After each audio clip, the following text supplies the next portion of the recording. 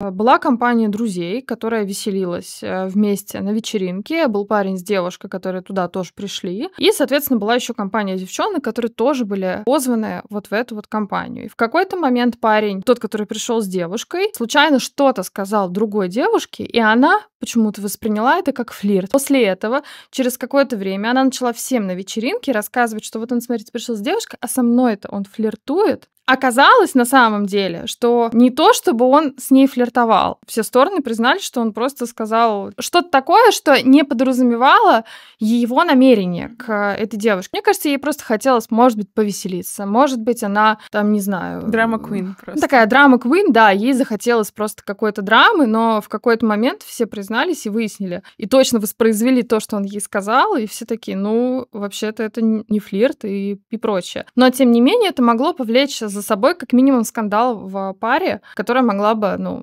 расстаться.